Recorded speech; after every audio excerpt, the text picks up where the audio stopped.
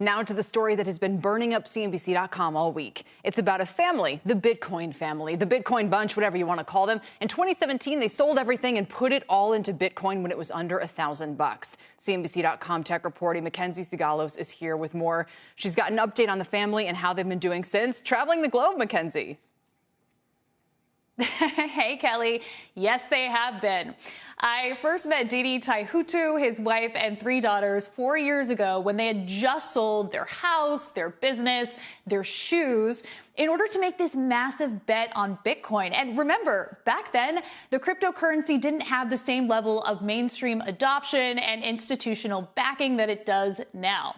And even when the crypto winter hit in 2018, wiping out a good portion of their life savings, they doubled down, buying even more Bitcoin and diversifying into other cryptocurrencies.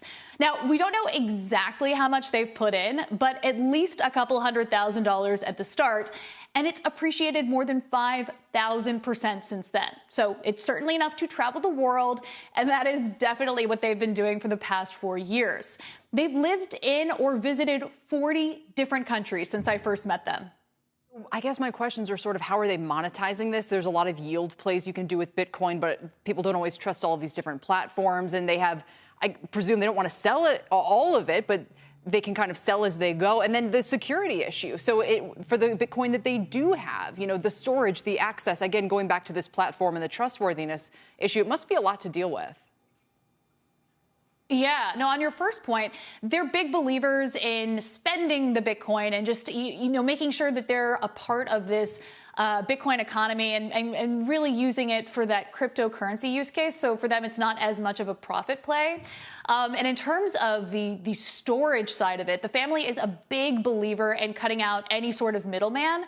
So what they've done is they've taken 74% of their crypto portfolio, specifically their Bitcoin, Ethereum, and Litecoin, and they've put it into cold storage. And what that means is that they've put their crypto on these thumb drive sized hardware wallets that aren't connected to the internet. And they've hidden them on 4 different continents in 6 different places as a way to safeguard their virtual coins from hackers. And even though this sounds like the stuff of a movie, Mackenzie, a lot of people who want to own their keys to their coins, so to speak, have to do the same kind of thing, right? I mean, it's not that far-fetched to say that you need to store that password or that, in different places, because if it's just sitting there in your house and someone grabs it, they could theoretically get your Bitcoin. Yeah, exactly. And that's why, companies like Square and Jack Dorsey are working to create their own hardware wallet options that are more accessible, because I think a lot of people are afraid to custody their own Bitcoin because that's a huge responsibility.